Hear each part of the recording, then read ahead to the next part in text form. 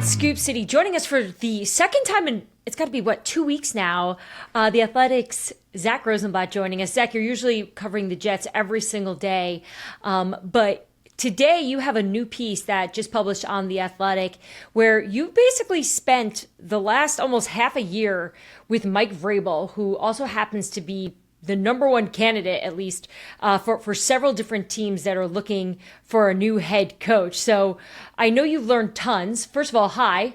Welcome to the show. It's so good to see you. Nice good to see you guys. I know you're getting a little bit of a break from covering the Jets, Aaron Rodgers, and everything that's going on there. I want to talk to you about that, but I first just want to ask you about this perception of Mike Vrabel around the league. You talk to plenty of people. You've covered games where he was a coach. You've heard of things. From what you've heard about him compared to the reality of who he is and what he's about and what you learned over the last few months, what was that?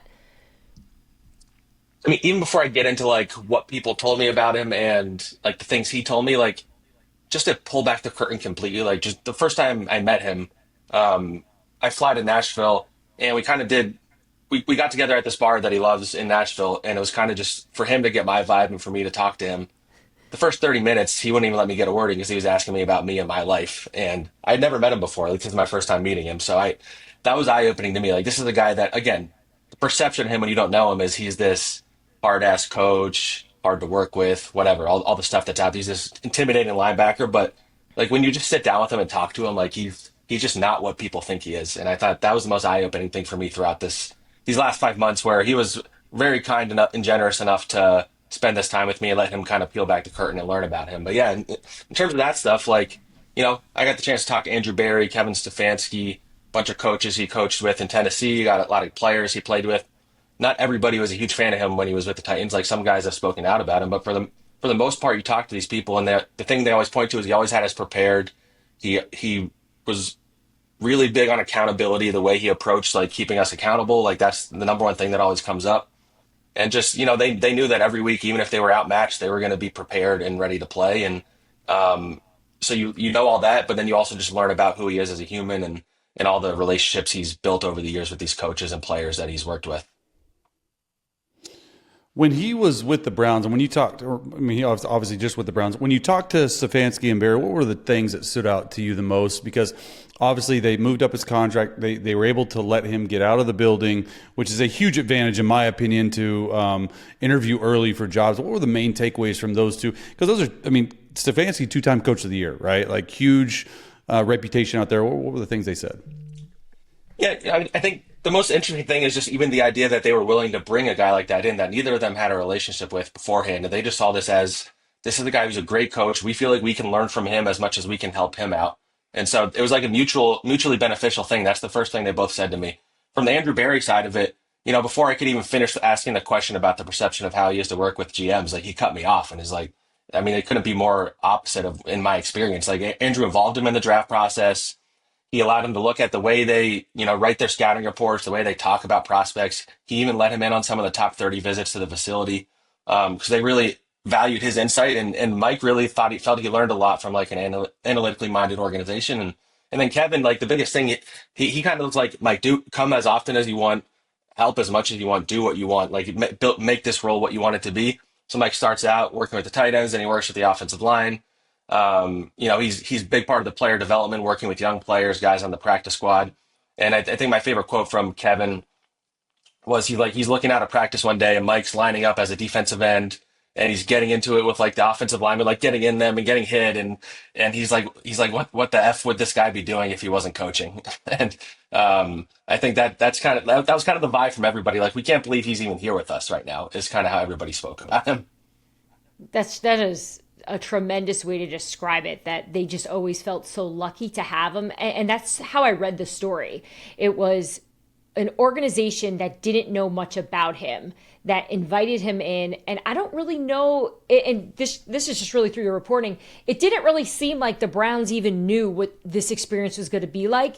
They just knew they wanted to bring in a smart guy who sits on the competition committee when he was a head coach, who's known for his game management ability and his connection with players. And let's see what he can do in Cleveland. And then I think it sounds as if he left there almost being a part of a team that they're going to look back and maybe miss some of the qualities of the things that he brought to Cleveland. What were some of the Browns players saying? I mean, the thing they all just constantly were talking about was just number one, the first thing they all mentioned is how intense he is at practice and how he really likes to get into it with them. And they kept being like, we're constantly worried he's going to get hurt. And I know he was known for that when he was in he was known for that when he was in Tennessee too. Like he gets into the mix.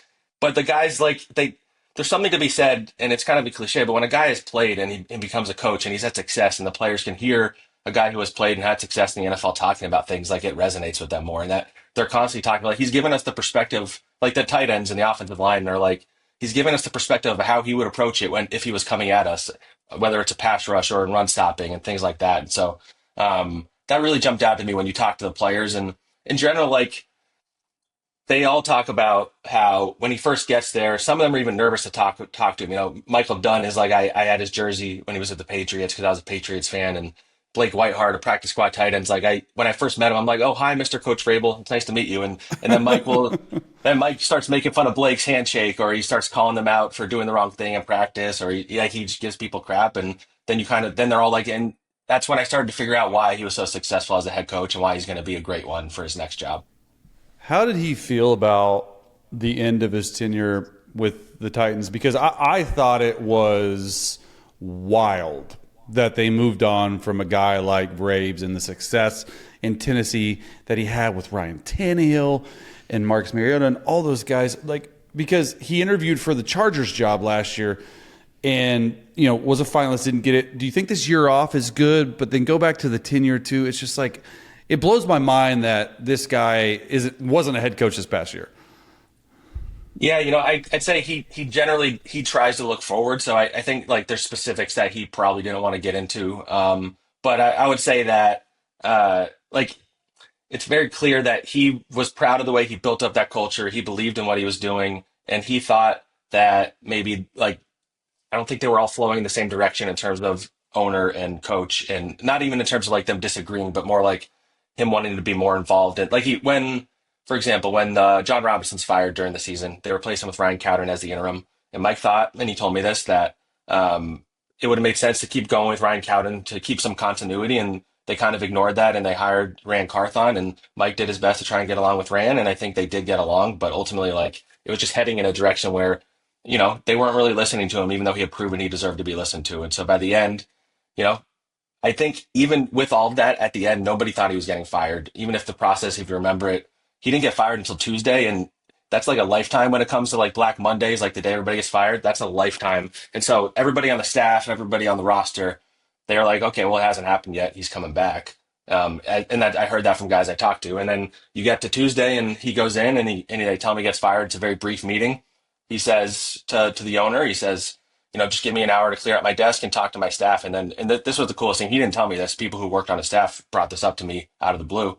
He pulled all 20 of his members of his coaching staff into this tiny room, and he goes one by one and is like emotionally like giving them specific like anecdotes and stories and thanking them for all they did and being like, you know, Tony Dew's like, you know, I'm sad I'm not going to get to see your 3 daughters, you know, grow up in Nashville. And, you know, Terrell Williams, thank you so much for teaching me how to be a leader. And I'm sorry I'm not going to be able to go to all your kids' hockey games anymore. And it was just like this emotional thing that he came up with in the moment because he didn't know he was getting fired that day. So I think that's kind of like that anecdote kind of just describes how like the family culture and environment he built over there.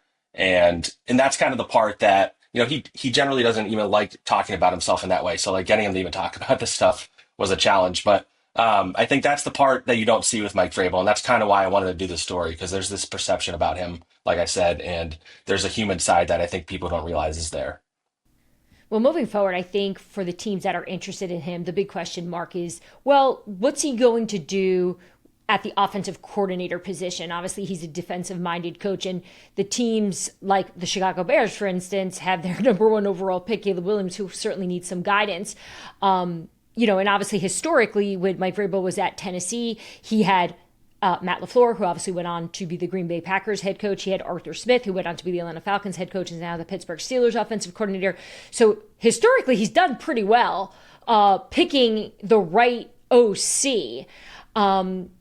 How do you think he's going to address those questions from the teams that want to know what direction he's going to go in there? How is he going to be able to figure that out? Yeah, I mean, I think anytime you're a head coach that's viewed as a defensive head coach, I think that's always the first question. Who are you bringing along with you as your offensive coordinator? He wasn't divulging his plans to me, but I say with confidence that he's going into this process knowing how he wants to do it, who he wants on his staff. And like you said, based on the history, like I know the Todd Downing era didn't really work out towards the end at his time in Tennessee. There was some off the field stuff, but generally he has a pretty good eye for coaching talent too. Like I think he knows what he's doing when he brings in a coach. I think this last year has been very educational for him, just watching how the NFL is and how teams operate. And the biggest thing with Mike, he needs a coach who's willing to adapt week to week. Because the guys have told me, and he kind of did too. Like he'll throw out a game plan from the week before the next week and completely do something different based on who they're playing. Like he's very adaptable. And so you need an offensive coordinator who's not going to keep doing the same thing every week. They need to adjust based on what Mike wants to adjust to. I loved what center Ben Jones shared with you when he was with Mike Vrabel in Tennessee. He said on Sunday night, so after a week of prep and then playing, he would feel brain dead after the games. Not even just from playing, but just from absorbing all the intel and preparation. Yeah, definitely. That was very interesting to me for him hearing that, because he said stuff about how they game plan. Vrabel's thing was he would do 3 keys to victory every week. Whether it's like, okay, if we run it 30 times and we hold them to less than 20 points and we force, like if we win the turnover battle, then we're going to win. And Ben Jones is like 90% of the time that would work. So he would attack those things, but like within each category, like, an offensive lineman, how is he going to impact how many turnovers you have or don't have? Well, he can impact it by the way he blocks a guy, and he doesn't let him where he can reach his arm around the quarterback and smack it out of his hand, like if he's blocking in that way. So he would, individualize it. And then, on Friday, they'd have a teach tape day where they'd go through all the things from around the league that, mistakes people were making, the way penalties were being called. And then on Saturday, he'd educate them on tendencies for the officiating crew and things like that. So just the detail and the prep, like that's the first thing that always comes up. Like Jadeveon Clowney had a quote he gave to our Joe Person, who covers the Panthers for me, where he said, like, everything I learned with Vrabel and how prepared we were, like it hasn't been like that in any other coach I've had since then. Wow. And that's a guy that you listen to. So you said 3 keys to victory that he does. What do you think his 3 key priorities are for his next job? Because I know nowadays in the NFL, and really it's been this way for the entire life of the NFL, you got to have a quarterback, right? What else is he looking at, though, for his priorities? And it's funny you phrase it that way, because that's how I phrased it to him too. I'm like, so as you attack this process, like I know you do this 3 keys thing. So like, what are your 3 keys to like victory as like in running an organization? And the first thing that came out of his mouth was about like communication between like ownership and coach, and like so we all are flowing in the same direction, that you understand what I'm looking for, and it's like the collaboration between owner, coach, GM. Again, everybody flowing the same way. You could disagree, but at the end of the day, like we all have a common goal. And the number 3 thing, and it is ultimately the most interesting one, and maybe obvious, but hearing somebody say it is notable. He said, "I want to have a quarterback that we can win with, or I want to have a viable path to finding one that we can win with." So I think that you can kind of color what jobs he might be looking at and not looking at when you consider that. But I think the fact that he picked out those 3 things is notable, certainly.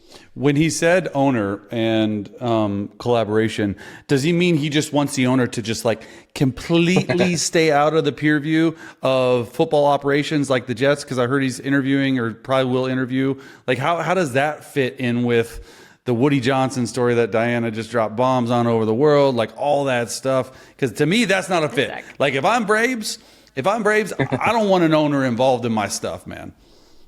I mean, I know he doesn't want a teenage son involved in his decision making too. I'd say, yes, yes. But I would say, yeah, it's not so much that he doesn't want an owner to like ever talk to him, and like I think he understands. I guess the owner's team, they have the right to like bring their opinions to him, but he doesn't want it to be like, he doesn't want an owner that's questioning everything he does every day. He doesn't want an owner who's making him make lineup changes or change your schedule because this is what I think. Like I cover the Jets, so I'm basing that on like Woody Johnson stuff. But that's not something he said to me. But I think it's obvious things. That you want an owner who is going to give you the space to build the culture the way you want it to be built. Like you look at. I think the word power hungry can be very confusing to people, because I think sometimes fans hear power. They think, oh, this guy just wants to call all the shots. He doesn't want to listen. He's closed-minded. Whereas this just sounds as if he just wants the football people to be allowed to make those football decisions so everyone stays on the same page. Makes sense. Well, look, phenomenal job getting access to somebody who I wouldn't call him media friendly. He's He's New England, right? That's where he comes from. We know how New England people do it. They're fine, they're nice, but they're not really going to open up. And you did a really tremendous job at getting a tough guy to open up to you and share some of his journey. Before we let you go, though, real quick.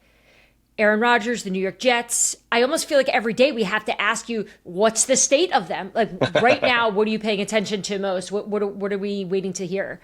Well, it's week to week, just hearing the tone of the way Aaron's talking about his future. And if you start from January, that's when he says, I could see myself playing 3 or 4 more years, get to the season, things are going a little bad. Are you going to come back to the Jets? Do you think you have a few more years? And he's like, yeah, I think so.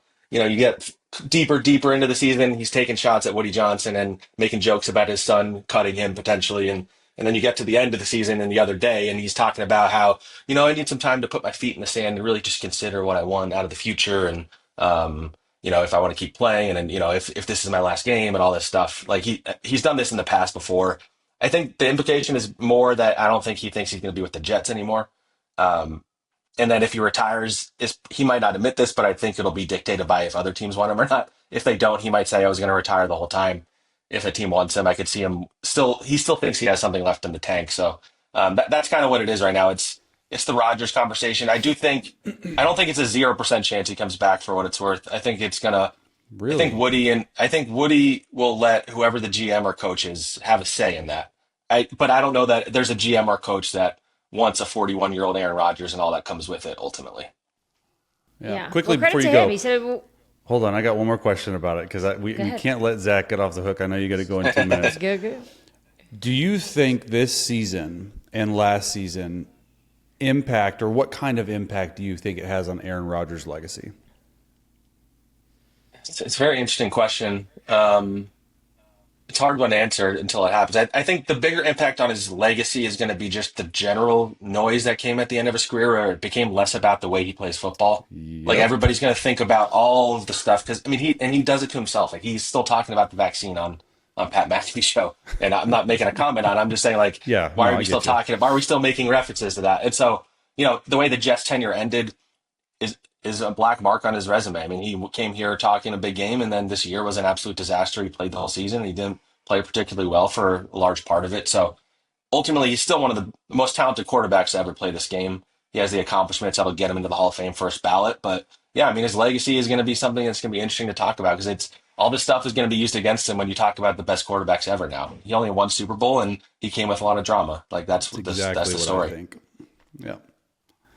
All right. Well, it's you certainly have a lot of action there at Florham Park, New Jersey, over the next few days as they try to figure out what to do next at the quarterback position, who the next general manager or head coach are going to be.